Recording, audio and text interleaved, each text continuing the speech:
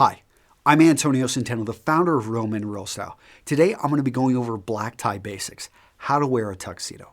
Okay, if you haven't already, please subscribe to our YouTube channel. By doing that, these videos will come right to you. In addition, if you like this video, if you find it useful, I would appreciate it if you would like it down below. I'm also going to link you to a great article on black tie and expand in great detail about what we're talking about here. And there's also a link down there to our free 47-page ebook.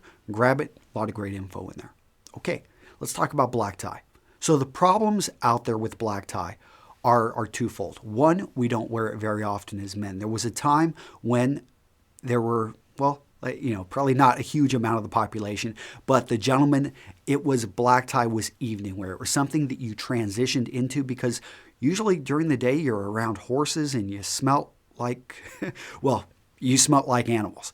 And you came in and you cleaned up, and it was a dinner outfit. It was something that you put on to wear to dinner. And even men who had more humble origins, they would clean up for dinner. That was a pretty big deal. Lunch, you would oftentimes, it maybe wasn't as big, but dinner, you're at home, and home was treated as a very, I think for a lot of men, and it was a lot harder then, and home was treated as a sacred place.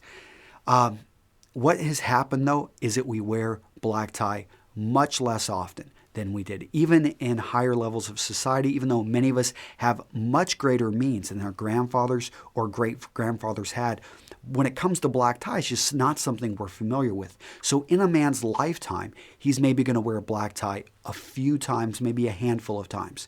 So the lack of wearing it. The other problem is that the industry in general has really, I think, bastardized. I mean, I don't know how else to say this, but they've taken black tie and they have really taken it in the wrong direction. I think it was in the 1970s that we saw a lot of the rental industry start to bring in a lot of bright colors and try to grow that industry by bringing it into weddings.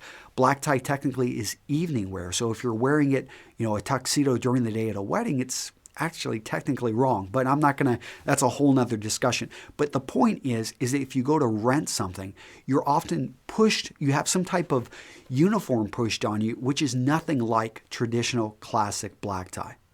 Okay, so what are the bright spots? What are the good things? Well, the best part is that black tie is a set of rules, that if you follow these rules that have been developed over 100 years, you can pretty much be guaranteed you're going to look good. Because the best part about black tie, by following these rules, is you're going to use a system of lines and silhouette that has been perfected over a very long period of time. So you've got two colors, maybe a third one if you want to bring in a little bit of red pocket square or go with a little bit of a waistcoat that stands out a little bit of a bit. But really, you focus on those rules and you're going to be guaranteed to look good. The other thing is that the internet has made it easier to find resources. It used to have been that you had to go get a certain book and do a little bit of research and make sure that you have the right book. Nowadays, there's websites like the Black Tie Guide, my website over at A Tailored Suit. And there's a few other ones out there that I'll point you to. But really, when it comes down to it, you have a lot more resources that you can follow the step-by-step instructions laid out. So what are those step-by-step instructions? Okay, I'm going to start with the fabric of your tuxedo. Keep it black. Now, you can introduce midnight navy. It's perfectly fine. But I'm assuming that if you're watching this video, you don't know a whole lot about black tie and tuxedos. Just go with black. It's going to be simple, and you'll be very happy with, that's really what you want. Any other color, do not go with, except like I said, midnight navy. But again, if you're into that, you're a little bit more advanced. So once you move from the fabric, then you want to let's look at the jacket. Let's make sure, go with peak or shawl lapels. Do not go with the notch lapel. So initially, every time I see a tuxedo with notch lapels, it's just not right, because notch lapels are a bit more casual. Peak lapels, shawl lapels, those are specific for the formal nature of black tie. The other thing you want to pay attention to is going to be the vents. So you want to go with no vent if possible. Double vent is going to be your second choice. After that, single vent, if that's the only thing you can find, but I would say be careful because there are probably going to be other issues you may have with the jacket if it's single vent. The other thing you want to look at are going to be the pockets. Make sure that they can be tucked in, that they can be basically jetted pockets is what we call them. And make sure it's a seamless, over at the pocket, make sure that it's not gapping open. The other thing is you want to make sure that it's got a bit of satin on the lapel. So right here, there should be a satin. It should be a bit reflective. You'll see a gross gain as well, but either of those are fine. You just want to see a bit of a reflection there. Now, occasionally, I will make a custom-made tuxedo that is plain black. That in the latest James Bond movie, we saw Daniel Craig on, I think not latest, Casino Royale. He had a very just black plain. I think that looks fine as well. It's not 100% classic, but you're allowed to change up one thing, I'd say, in black tie. And so for that client, I went ahead and I thought that was a pretty good move. The other thing with the jacket is pay attention to the fit. This is so important. So many men, when they rent something or they throw on a rental, the style may be okay, but if the fit is horrible, it's just not going to make it. And if you spend $2,000 on a jacket, then you need to spend another $100 to get it altered to fit you correctly. Whether it doesn't matter if it's a Ralph Lauren or if you picked it up at Brooks Brothers. Make sure that it's tailored to fit you right. All right, moving on from the jacket, we then go down and we look at the trousers. So with the trousers, first thing is you should not be wearing a belt with classic black tie. You should be either using suspenders or you should have a tab waistband. And a tab waistband is an adjustable waistband, one that can fit you exactly properly. But what's going to be easier is to go with suspenders or braces as they're called over in the UK. And this is more traditionally correct and they're going to be held up. They're going to be worn a little bit higher. Now, the shirt, talk briefly about that, but it should always be white. You can look for like a peak cotton that's going to have a little bit of a pattern, not really a pattern, but it's going to be the weave. It's going to be a little bit different there.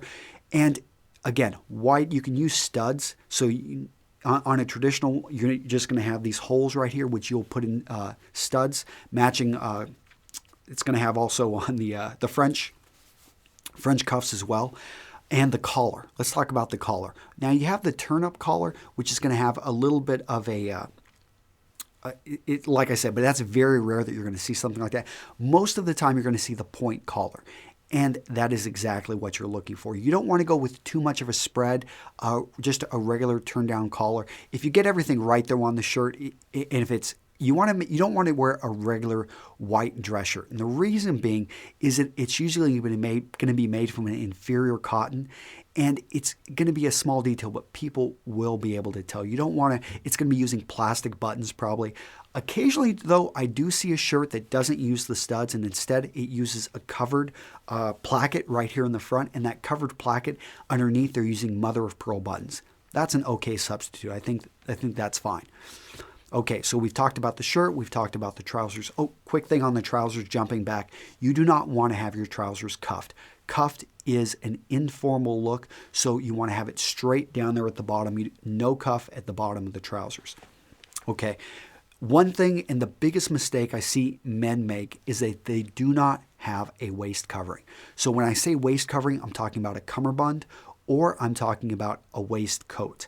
So either of those are going to be fine. And a waistcoat is different in a vest. Usually the V goes deeper and it only has 3 buttons. But the whole point of this waist covering is to help transition the eyes whenever you're looking up and down at a man. And if he happens to leave his jacket unbuttoned, which you shouldn't leave it, you're only going to have 1 button on a traditional black tie jacket. So you always leave that buttoned unless you're seated. And when you're seated, you unbutton, you sit down, and your waist covering, make sure that you don't have fabric just billowing out. So the waist covering, the cummerbund came out of India. The British brought it back with them, I believe, over 150 years ago.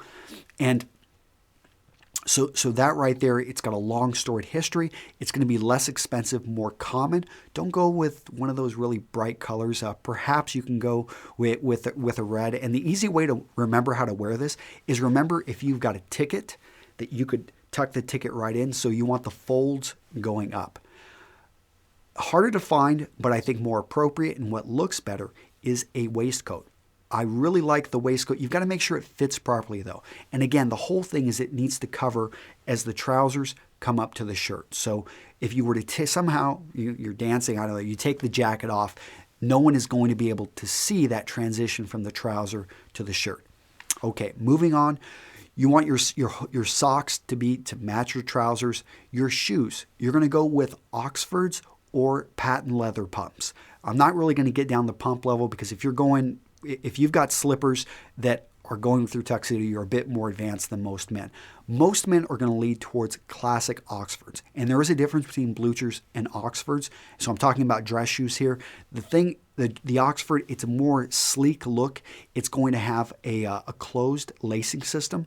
So I talk about this in other articles, but just make sure that you've got a well-polished pair of Oxfords. You can go with patent leather shoes in this case, but if you don't wear it very often, I guess if it's a rental, they may have that option for you, but go with a very simple, sleek dress shoe.